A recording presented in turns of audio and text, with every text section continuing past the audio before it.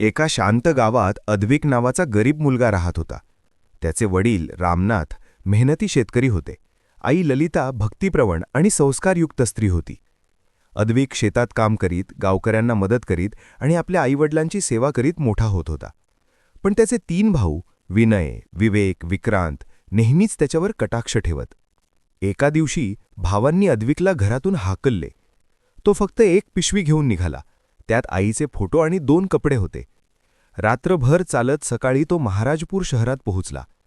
शहरात राजकन्या ऐश्वर्या, तिचे वडील राजा शिवेंद्र आणि आई माधवी राहत होते. अद्विकाने मंदिराच्या अंगणात रात्री झोप घेतली आणि ईश्वराला प्रार्थना केली, हे ईश्वर, मला प्रामाणिक आणि चांगले मार्ग दाखव. दुसऱ्या दिवशी अद्विकाने काम शोधायला सुरुवात केली. काही वेळा माल उचलला, काही वेळा शेतात पाणी पेलले, काही वेळा लोहार किंवा कारागिरांसोबत काम केले.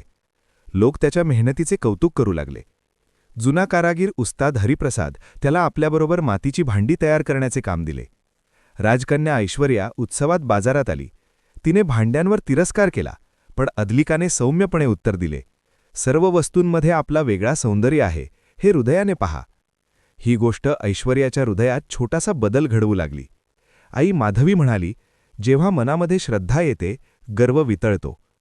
शहरात वर्षा थांबली, नदी कोरडी पडली, शेती वाळली. लोकांना बाजारात अन्नाचा तुटवडा भासत होता. अद्विकाने लोकांना जमवून पुरातन विहिरी उघडण्याचे काम सुरू केले. सर्वजण मेहनत करीत होते. लोक, मुले, महिला आणि राजकन्याही सोप्या कपड्यांत कामाला लागली. अडथळे आले, भिंत कोसळली, काही जखमी झाले, पण अद्विकाने लोकांना उत्साह दिला. काही महिन्यांनंतर विहिरीत पाणी साचले. शहर आनंदाने भरले. लोकांनी ईश्वराचे आभार मानले. राजकन्या ऐश्वर्याची हृदय बदलले. गरिबांसाठी अनाथाश्रम उभारले. बाजारात गरिबांना मदत केली. अद्विक, जो एकदा गरीब मुलगा होता, शहराचा आदर्श नेता बनला.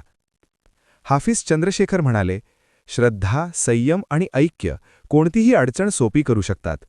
गर्व हृदय अंधार करतो, पण नम्रता आणि चांगले कर्म उजळवतात. शहर आता सहकार्य, प्रेम आणि आनंद याचे उदाहरण बनले.